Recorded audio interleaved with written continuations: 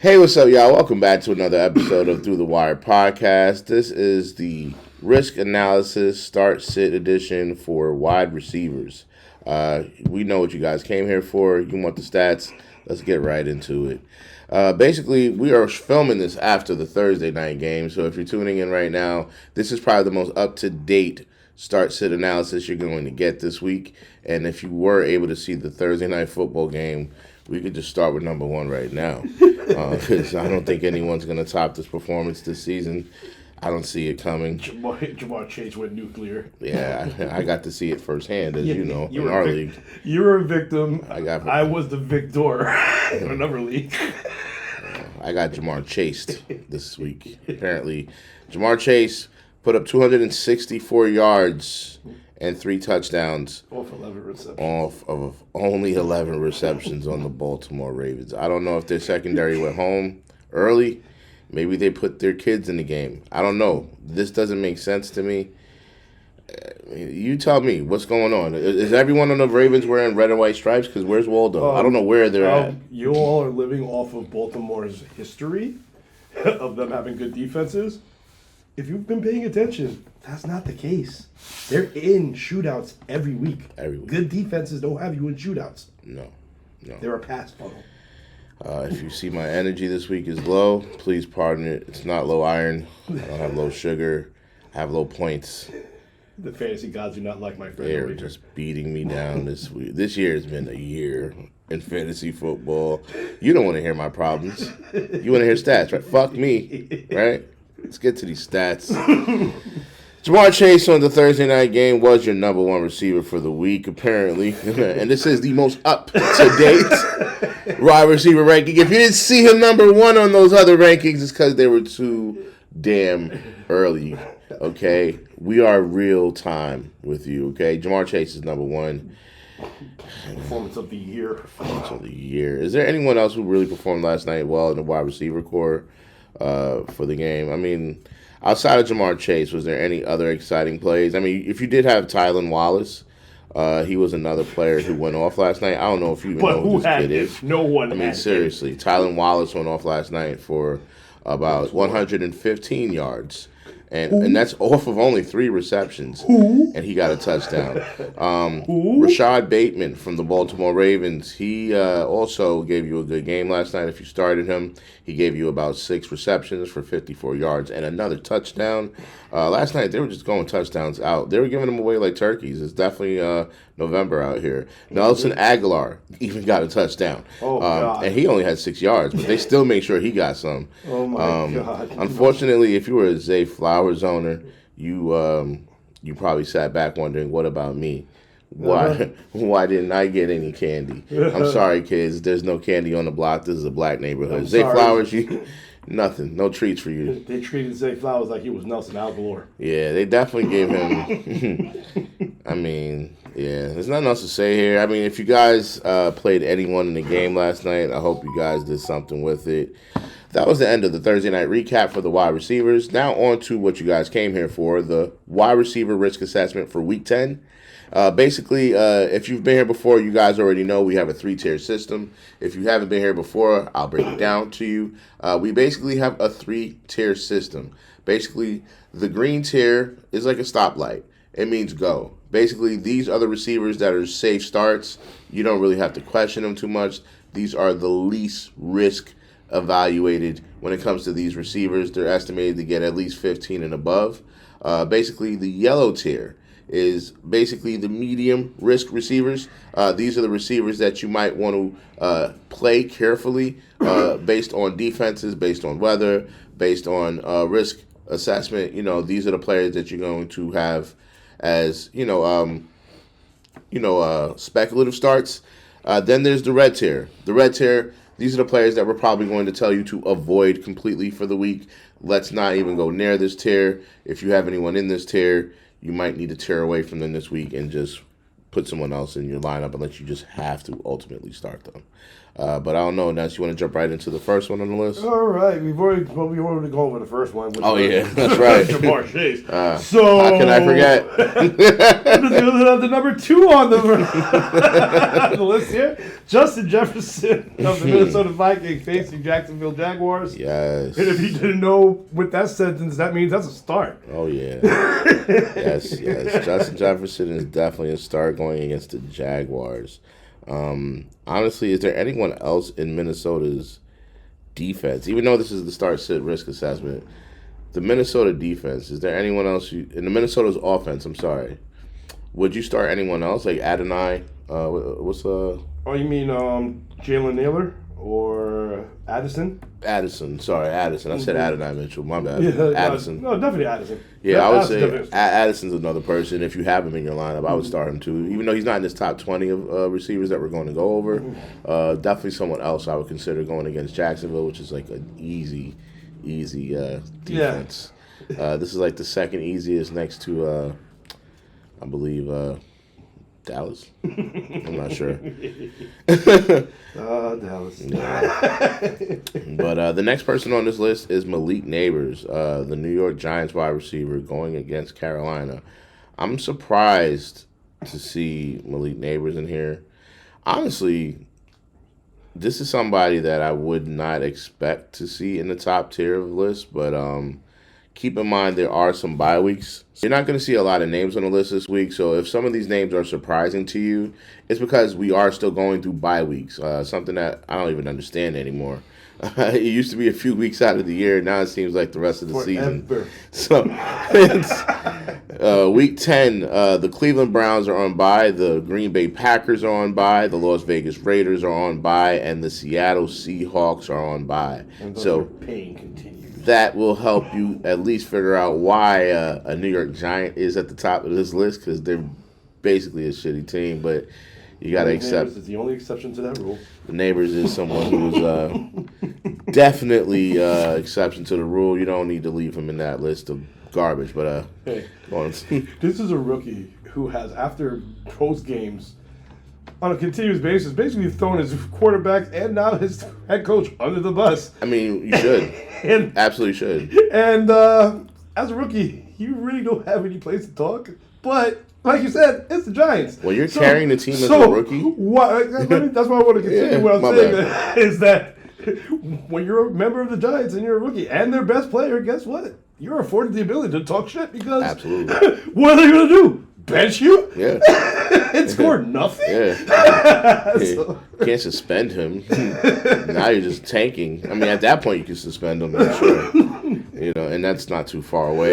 So no, we're not. No, we're not far from there at all. But the next player on the list, Ness. So, right, that would be Amon-Ra St. Brown. Yes. Going against Houston. No, going against Houston. I mean, I would still. It's going to be a start regardless because it's Amon-Ra. He's one of the number one receivers on the best offense in the league. Absolutely. The only I would have some ease to it because there is a lot of mouths to feed, but yeah, it's one of those situations where he's the top guy. You want to have him on his bench when he goes for 30?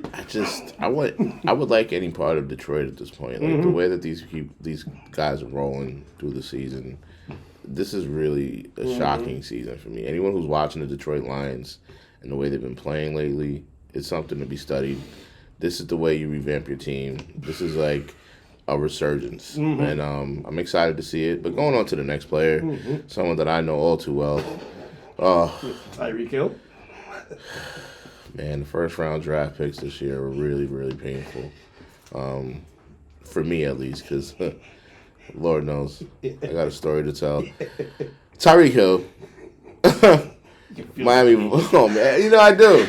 You know? Because Jamar Chase was the pick right before him.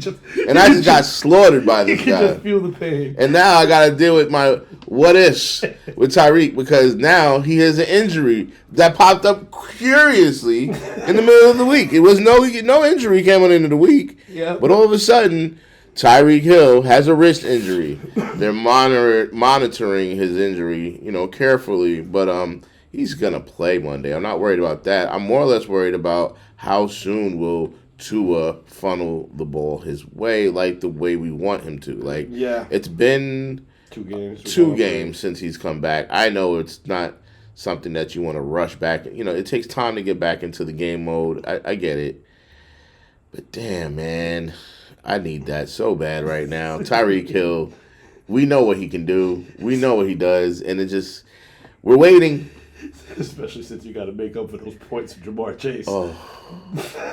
It would be very, very helpful if he could get a 30-point game this week. Yeah, you're not asking for 60. I need 60. I need half of that. Give me half. You can easily do that. You've done it for less.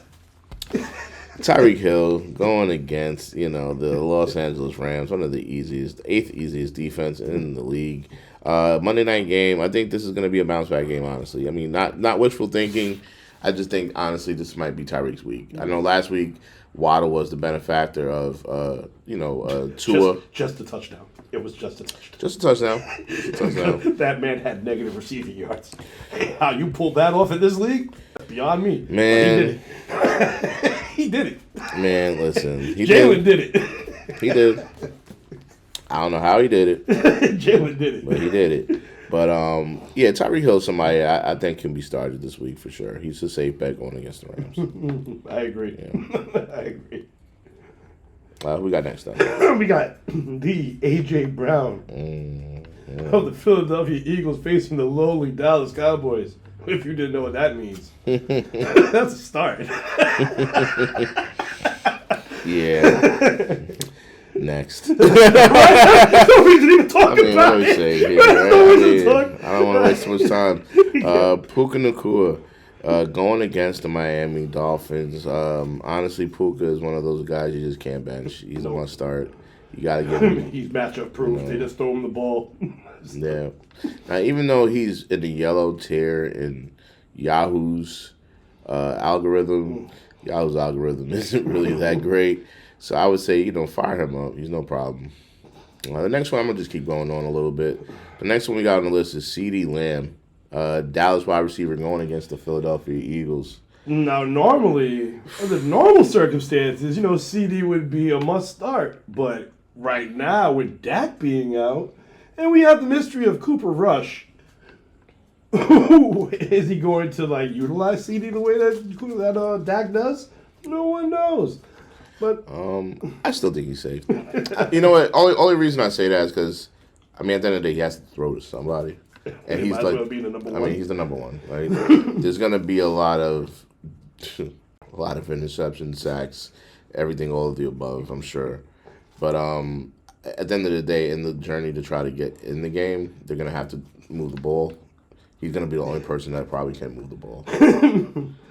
He's gonna be the primary beneficiary of garbage time. Because that's going to happen. Man, yeah. This is going to be one of those games that really reflects how fantasy football is so far removed from the actual game. Because sometimes a player goes off on in your league, but in real life, the game is just ass. We're getting beaten by 40. Astronomically ass. Garret Wilson, the New York Jets wide receiver, going against Arizona. Garret Wilson. In recent weeks, since the Davante, he's definitely. I would say he's been a beneficial after like you said, after Davante Adams came back. Came back to Rodgers like a puppy. What the fuck am I saying? After Davante Adams was added to the team, Garret Wilson definitely flourished. He's been doing great these last few weeks. Who we got next on the list? All right, we got Drake London. Yeah. Coming off of a concussion, Drake London. Man. So the verdict, honestly, even though it's still quite questionable, really, the verdict is out on if he's going to play or not. Yeah, it's still up in the air. See, this is actually interesting because when it comes to concussions, this is the second one. I think you're correct about that. They're saying he feels good, but also keep in mind this is a London game. Sometimes I don't know why that travel does something with the teams. I don't know why they don't let the teams get there earlier and set up. Are you sure the London game starts at 1 o'clock? Oh shit! I think the international game is the Giants. They're going to Germany. Oh, I'm sorry. When it says felt good about London. It was because his last name is London. Oh my God. Get that man some milk. Next. Cooper Kupp. Wait, my bad. Is Drake London a starter or sit? He really is the only thing that they have outside of Alec Kamara. If he's a start, he's a start. Yeah, he's one of those. If he's a start, he's the a number start. one. So Yeah. he's a start. He's a start, he's a start. Yeah. At least you know Derek Carr's gonna get him to get you a score before he hits At him. least. That's that. Well, he leads him to get hurt. Who we got next, Des? Cooper Kupp. Ooh. That's another one. We already spoke about his partner Puka. Mm-hmm.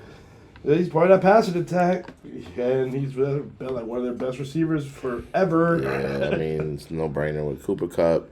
Him and Matthew Stafford have developed chemistries from day one. I don't think you sit him. This is his team. Yeah. So forever notice. Davante Adams, wide receiver for the New York Jets. What do you think about Davante Adams against the Arizona Cardinals? Seems to be catching his stride now after 3 weeks with the Jets. He had his best week last week. With 91, 7 for 91 and a touchdown. He has had, at least from the 3 weeks that he's been with the Jets. Right now, let's see, he's averaging around 8 targets. It's pretty healthy. So I would start him. I would start him. Yeah, only because of the opponent.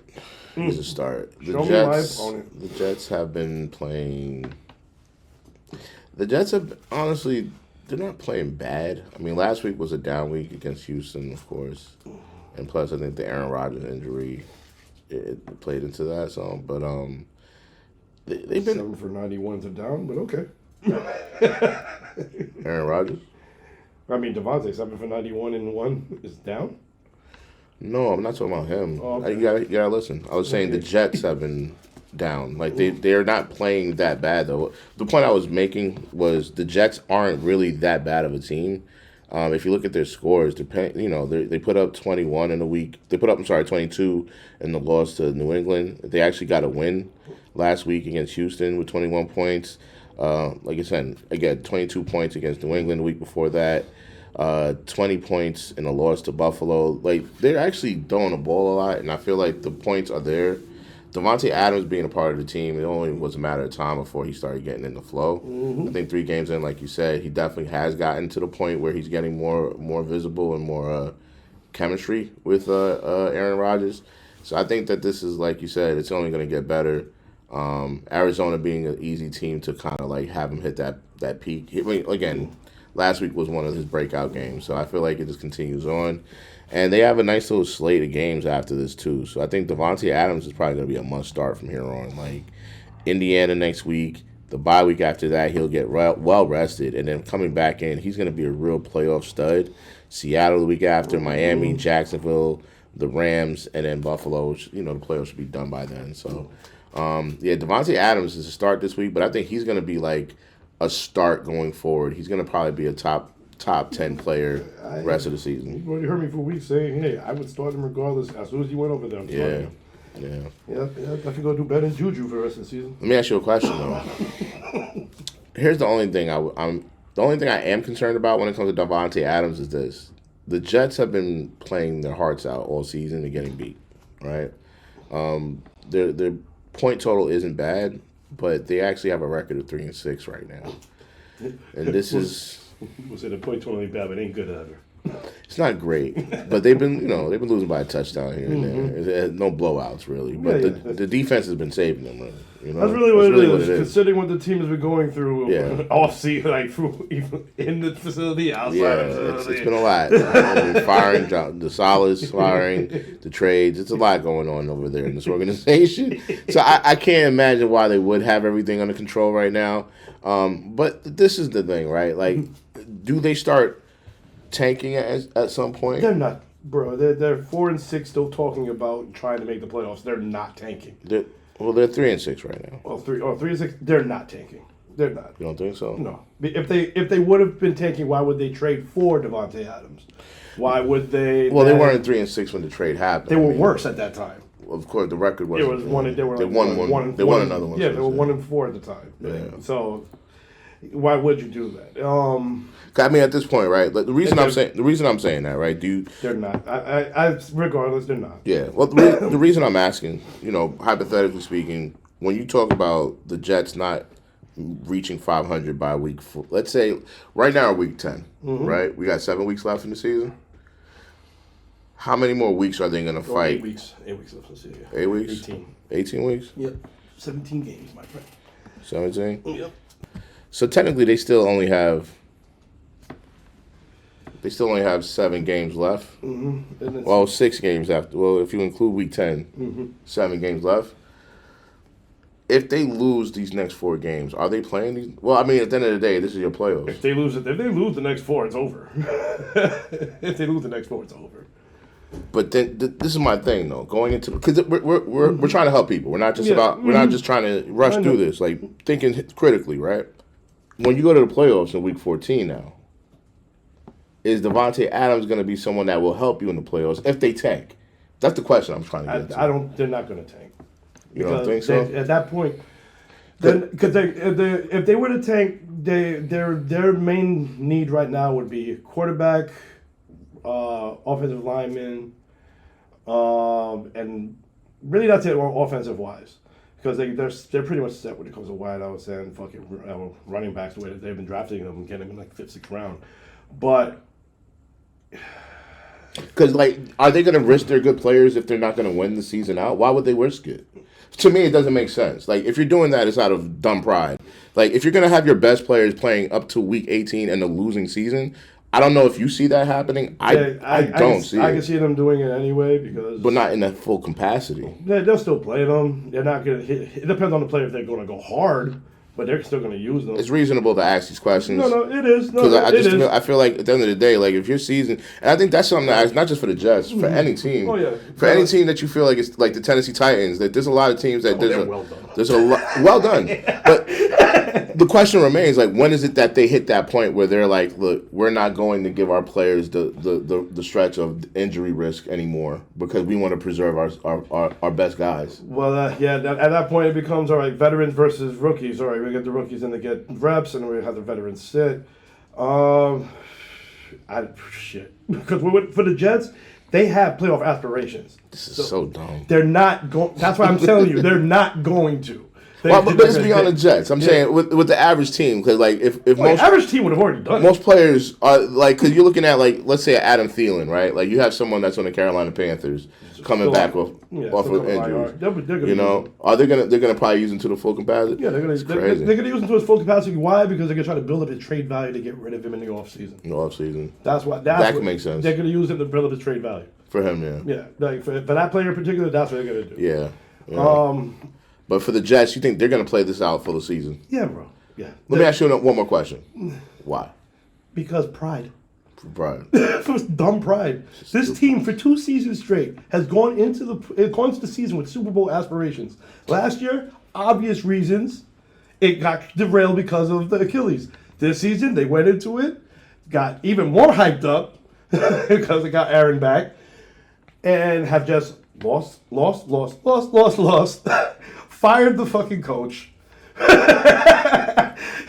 Kept the one person that really should have been fired, the offensive coordinator. I mean, yeah. It's an ugly organization over there. Then they trade for Davante. I mean, man. Then they finally bring Hassan Reddick out of his fucking his holdout. So that's one of the things that I guess that's why I'm a little afraid, because like I've seen teams. Well, I mean, the Jets don't seem like they're going to be that team, apparently. They're not conventional. But, like, I've seen teams where they're, like, the reason I question that is because he has such a good schedule remaining. And I was like, damn, it would suck if they were, like, week 13, 14, like, hey, we're going to just let him rest of the season out. Save it, preserve him for the next year. That ain't the case. Yeah. They're going to try to... Because the thing is that they're still mathematically in it. Yeah. I think the 6th spot in the wild card right now is Houston. And Houston's like 4-5 or some shit like that. We'll probably revisit this in a few weeks and see how the Jets are looking. If Rodgers is still healthy, a lot of factors It's still a big one. still weigh in. The rest of the season. But as of right now, you know what? As we are here at this point, if everything remains the same, Davante Adams is a must start going forward. Mm-hmm. Yeah. All right, guys. So the next player we're going to talk about is Deebo Samuels of the 49ers. That man's going to be a start. I don't care who he's facing. Yeah. Deebo is definitely a start going against the Tampa Bay Buccaneers. This defense is completely obliterated at this point. I think right now, anyone who's going against Tampa Bay, you can just fire them up at this point. It's looking bad over there. I think it's only a matter of time. They're still a good team. Baker Mayfield's fighting his ass off, but it's just all the injuries that he suffered on the team, it's really hurting the team's play. And it's just, after a while, I think the defense has gotten... I think they're just giving up based on exhaustion. It's pain. It's pain over there. Like they're down to their third and fourth wide receivers. Cade Otton has become the tight end savior of the season. Man. It's so sad over there. I mean, now keep in mind, Deebo is still questionable to play this week. He has that issue with the rib and an oblique injury. But again, he's someone I think he's still gonna be. He's not game time at this point. I believe he's safe to go ahead and fire up because they're gonna play him. Yeah. For whatever reason, they always play him. Yeah. The next player on the list after Deebo Samuels is Terry McLaurin, Washington wide receiver, going against the Pittsburgh Steelers. Scary Terry. I think Terry McLaurin is someone to pay attention to this week. I really think he's been consistent. Mm-hmm. Terry has been honestly. Very much matchup proof. Very much, yeah. This is going to be a fight this week, but I think this is going to be an air match. Mm-hmm. I don't think that the Steelers are going to be able to stop Washington from moving the ball that well. I'm a Steelers fan, by the way, so being very, very non-biased right now. Being real. I think the Steelers have. I don't want to say this, but I kind of feel like the Steelers have gotten by with getting too much credit this season. We are really getting revered as one of the best defenses in the league right now. But I just want to let it be known that in Week 8, we went against the New York Giants. Week 7, we went against the New York Jets. Week 6, we went against the Las Vegas Raiders. Week 5, we went against the Dallas Cowboys. Week 4, we went against the Indianapolis Colts. I'm going to keep going. Week 3, we went against the Los Angeles Chargers. Week 2, we went against the Denver Broncos. In Week 1, we went against the Atlanta, and I'm not going to call them by their real name. Fuck them. All right? You see what I'm getting at, right? I see what you're getting, sir. I'm a Steelers fan, by the way. You just saw the rest of people why they always go 9-7. Just like the elections, I'm not too fooled by the charades here. I see what's really going on. You're not gonna piss on me and tell me it's raining, even though it will be a rainy game.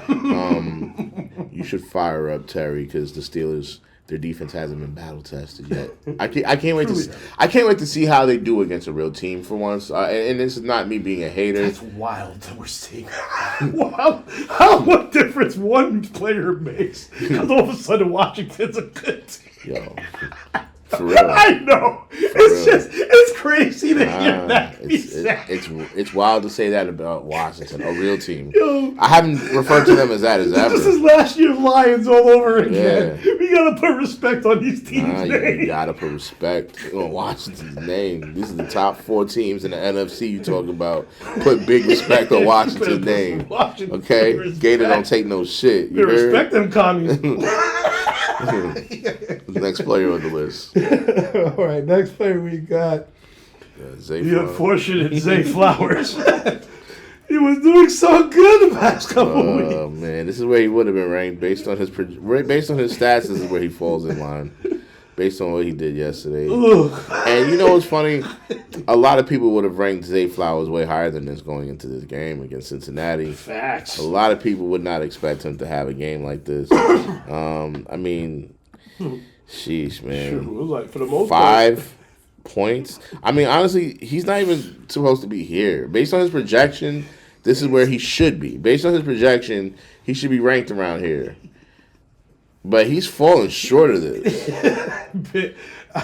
Like, when you look at the trends of, like, the past few weeks where it's like, team trades for other teams' number one wide receiver to help with your current wide receiver room. That week, the other players go off. This is the one exception to the rule. Mm-hmm. They got Deontay Johnson. They even fucking use him. Well, it's week 1, so we got to let him get acclimated to the playbook. I'm just saying that, it says that when we're looking at the other trades that have gone on the past weeks. Yeah, they've been throwing them right into the fire. So they go in there. These things get used. They're getting right and then they're helping the other wideouts. You can catch a ball, can't you? Get out there. You don't need to know the playbook. What point you need to go? Throw them in the game like, well, we're waiting. And then you see them putting them off. Nah, it's real. But, I am still speculative to see how well he does do over there. Like, it is very still verdict out. But yeah, that should be interesting. Tank Dell, the next player that's on the list. Houston wide receiver going against the Detroit Lions. Man. Here's the thing. I'm really curious as to why they have Detroit ranked like this. I don't know. I'm not sure what's going on here. I don't know. Yahoo is saying that, again, this is based on Yahoo's projections. They're saying that Detroit gives up the third most fantasy points to wide receivers in this position. Now, I'll be honest with you. Detroit's been playing some amazing defense lately, so I can't lie. I'm going to go over the last few weeks. We got Jaden Reed last week who gave up, they gave him 113 yards and they gave a touchdown a 2-point conversion. I'm sorry. Mm-hmm. They gave 113 yards to Jalen Reed. Mm-hmm. Yep. And did he get any touchdowns? He didn't get no touchdowns. No. He didn't get. But the week before that, Tennessee, Calvin Ridley went off for 143 yards. Nick Westbrook-Ikine, he caught a touchdown. Honestly, there aren't too many big breakout games. Like, outside of the Calvin Ridley game in week 8, the last decent game was Ceedee Lamb for 89 yards. That wasn't really that crazy. Week 4, Metcalf gave him 104 yards.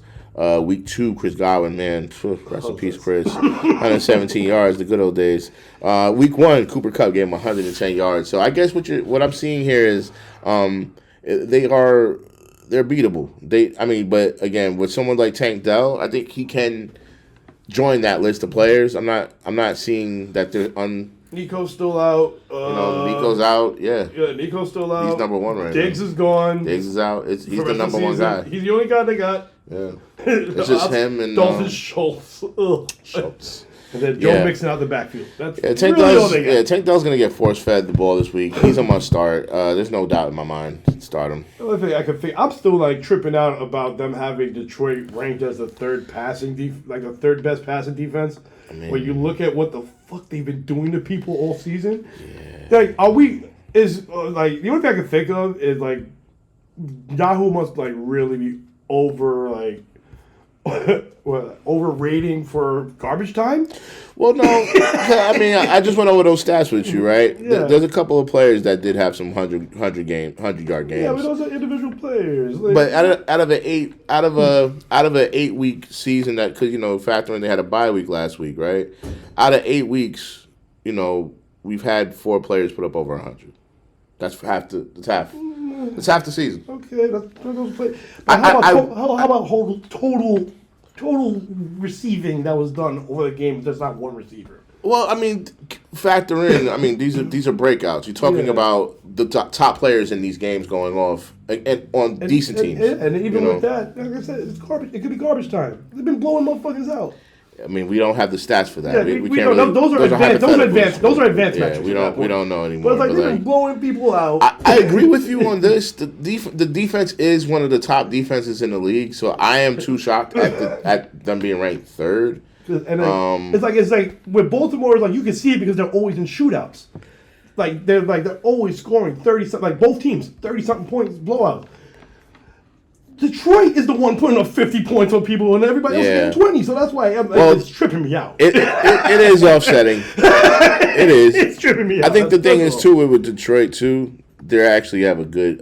Their offense is clicking too.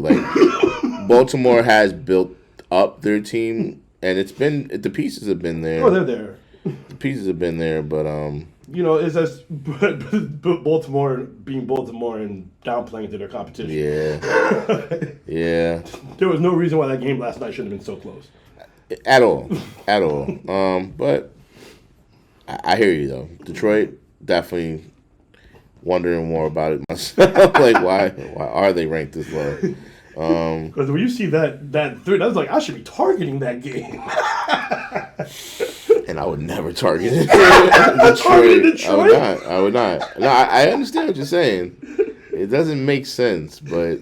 Can we move on before I lose brain cells? Yeah. I guess for the wide receiver, what do the running backs look like against them? I think that would be a good. You know what? Just for kicks and giggles, I want to see what Joe Mixon's looking like this week, because it might be a different story. Maybe if their running game might be better than their secondary. That's fine. Maybe that might be where now Detroit is a red against Joe Mixon. And there it is. Against Joe Mixon. So it seems to me like maybe their secondary might be a little weaker. And that might be explaining those breakout games that we're seeing. I can do it. But their line might be a little bit stronger. So I guess this is something to keep in mind. Mixon, of course, is a running back. I probably wouldn't feel comfortable. I mean, he's Mixon, so I'm going to start him anyway. But it's not comfortably. But Detroit, it looks like that's probably where the difference liar is here. It might just be their secondary. Yeah. All right. Now that we kind of got some understanding of why they're ranked like this, it's something we learned today. Just because they're ranked this way on their offense doesn't mean their defense, or just because they're ranked for the running back doesn't mean their wide receiver is going to be ranked the same, and it makes a difference. But yeah, going on to the next player on this list, Marvin Harrison Jr., Arizona wide receiver, going against the New York Jets. How do you feel about Marvin Harrison? All right, let's see. Marvin Harrison has all the tools needed to be a great receiver in this league. It's just they don't like to use him. Yeah, I'm gonna actually say sit. Yeah, I would have sit. Last week we were on sitting him, and I think this week we're on again. Yeah, because now it's the Jets, and the Jets they'll key in on your best receiver. They will. I think the Jets are actually gonna win this week, and this might be actually a week for them to, I mean, they might need Marvin Harrison more this week because they're probably going to be losing the game to the Jets. But knowing them, when they're losing, you know who they go to. Connors. James Conner. When in doubt, give it to James. Yeah, I wouldn't bank on Marvin Harrison. He's a sit for me. Yeah. Better luck next week. Who we got next on the list, Ness? All right, we got Brian Thomas Jr., the Jacksonville Jaguars, facing the Minnesota Vikings. All right, Brian Thomas Jr., man, that questionable tag. Because last week was a down week. I mean, as of Friday afternoon's practice, it seems like he's still questionable. It looks like he's trending towards starting right now. He's had, like I told you, he had that little issue. They said it was a chest injury, but I was hearing it was more like his ribs. I'm hearing shoulder. It's been a little bit of like, I've been hearing various things. It's all upper body. It's not accurate when you hear these reports. But it's just like, those are a lot of aches and pains. It's a lot. Chest, ribs. Yeah. Right now we were talking about tanking before, right? I believe that the Tennessee Titans are currently about to start. I'm sorry, I can't help it. They look like we've been taking, bro. We've been taking. I'm convinced that the Jacksonville Jaguars are basically barking on tank territory. They've only got 2 wins out this season, and Brian Thomas is somebody that's going to come in, and they're going to hope he can carry them for the future. Yeah. But I mean, with him being injured and being the only healthy receiver that they have right now, I see him the most dynamic receiver they have right now. I actually don't know if he's going to. I don't want to say it. I don't see him making it through the season healthy. I don't. I don't. Yeah, and remember, I told you that rib injury is a nagging injury. It takes a few weeks. Don't get it twisted. Jaden Daniels has been playing with a rib injury also, but he's not. He has the option of sliding. Yeah, he's more protected by his line. Uh-huh. You know, Brian's running into the. You're going down the middle of the field, jump up, it's over. It's over. But it's hard to sit him either. You know, Brian Thomas being the number one receiver and being as potential that he has. It all. I guess it all. At this point, it all depends on how well do you think Jacksonville's going to move the ball against Minnesota. All right, he's a sit. That's it. No, I mean, sometimes less is more. You got to simplify things. Mm-hmm. He's a sit after that. I took away scoring. I said, no, I'm not even talking about score against them. I said, move the ball. Yeah. And they've had a hard time doing that all season. Minnesota, even though they're ranked light on their secondary, they're still a good defense. I wouldn't play with that. And the way that they've been getting to the quarterback, they're going to cause hell for that boy all day. The next person on this list is Devontae Smith, wide receiver for Philadelphia. Honestly, we got reminded of who he was last week. I forgot he was in the league for a while. Devontae Smith. No, I'm joking. He's had some boom or bust weeks. Right now, I think that Goddard being back in the game and AJ Brown coming back in the game, I actually think it helps him more. Oh, no, definitely. They're not able to key in on them as much. Because last week, AJ was there. Yeah. And that boy went off. Yeah. And that's what I'm seeing. Like, I think the availability for them is going to help Devontae have a greater game. It's going to help take the, like you said, the attention away from him. And I think this is a start game for him, especially against Dallas. I mean, nothing else to say there, really. We even have to deep dive after that. Yeah, let's move along. Let's move along to George Pickens. George Pickens, wide receiver for the Pittsburgh Steelers, going against the Washington Commanders. They say that this is going to be a rainy game. And it's crazy. Showers. Rain. I'm trying to remember what game it was last week where the rain was like... that was it. Tampa Bay. Oh, you remember that? The rain was crazy last week's game. That shit can really affect. Like, bro, they was messing up. Like, snaps. It was bad. Crazy handoffs getting messed up. Like, that was so. That raises questions now for me. I mean, against Washington's defense, I don't know what to say. They're very up and down. I think that Pickens is a start. Yeah. I think he's a start. I think that as long as Russell Wilson is the starting quarterback, George Pickens is a start. Start him. He is, because he has opened up that offense for them. He's been the start wide receiver over there all year. No matter who has been throwing the ball, he's been the main guy, but he just shines more with Russell. He shines more with Russell. You know what, guys? He's actually trying with Russell. Yeah, he's trying better, yeah. It's a reverse DJ Moore situation going on over here. The next player on this list is Josh Downs. Josh Downs, at this point, at least for me, I think he's an every week start. Even though they're going against a very challenging Buffalo defense. I think that Downs is really somebody that is going to be a big key to this offense. He led the team in targets last week. Basically, I don't think there was anybody else on the team who had more than 5 targets. And then he's got Flacco back, so this is his favorite receiver. It wasn't really one of his best games last week, but he's been consistently getting 9 targets, and I love that. Yep. Keep feeding him. Keep him in the roster. Keep him in the start. I agree with you. Yeah. I agree. The rest of the season, just start the hell out. I'm just going to start Downs for the rest of the season. Yeah. Let's be real. DJ Moore, Chicago wide receiver, going against New England. Another rainy game. What you doing now? It's going to be disgusting. Man, you know what? Talking about running back later is going to be real fun, because this is... It's these East Coast games, too. If you notice the trend, you see Buffalo, New England... All the East Coast games. All these East Coast games. It's going to be rainy Sunday on the East. Pittsburgh. It's all rain. It's all rain over here. It's going to be a rainy Sunday. Yeah, mad rain. But, yeah, so what you got? You starting DJ Moore?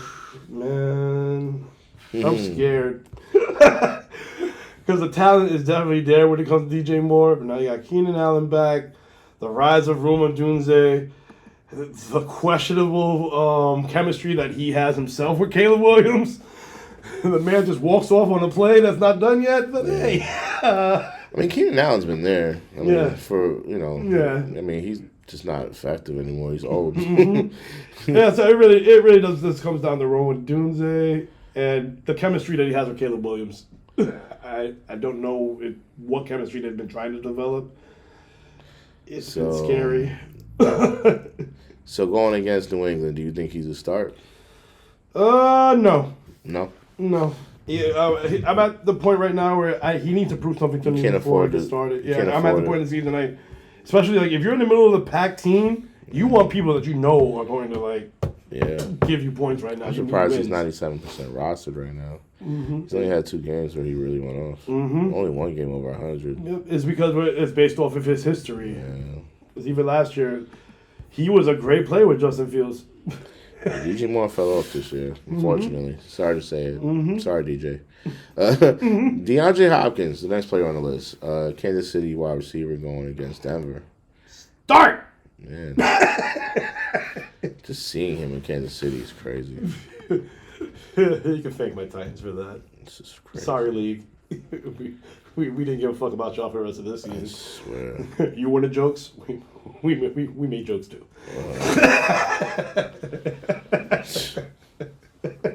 Fucking Titans. Who we got next on the list? We really need to talk about it.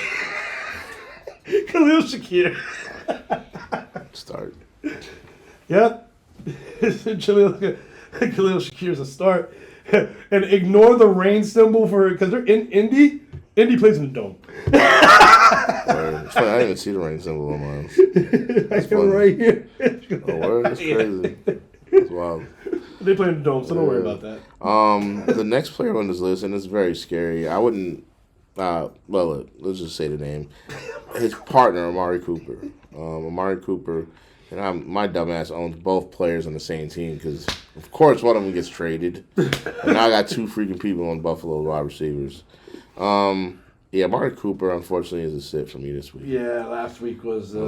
he had an injury, and I think that played into his lack of production last week. Mm-hmm. But he also was going into this week with that injury, and he's an older player. Yep, he's an older player. He's been, logging limited practices.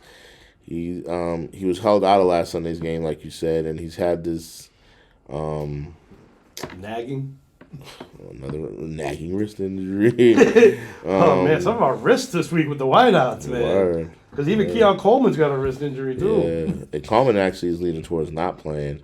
Amari Cooper might actually play. So if Keon Coleman is sitting, I would say this: if Keon Coleman sits, Amari Cooper is a start. I would actually feel comfortable starting Amari Cooper and Khalil Shakir if Keon Coleman is sitting. If Keon Coleman plays this week, I would sit Amari Cooper because he's still injured and I wouldn't want to run the risk. But he'll clearly just be out there as a fucking decoy. But if Keon Coleman's not playing, he's going to be forced into the match, and I think he's going to get a few. Because then who else is going to do? Yeah. Curtis Samuel? Yeah. I don't know. This isn't 2014 in Carolina. This is your top 25 wide receivers. Start, sit, risk assessment. Your host, Alan AB. I am Ness. That's your other host. Thank you for tuning in. Make sure you follow us on our socials below. And thank you to Podify Studios for hosting us here. It's a beautiful space that we get to use every week. If you are interested in podcasting, reach out to them on their Instagram. You see it there below. Thank you for tuning in to another episode. And I hope you guys do great this week. Hope you didn't get Jamar chased. I know I didn't.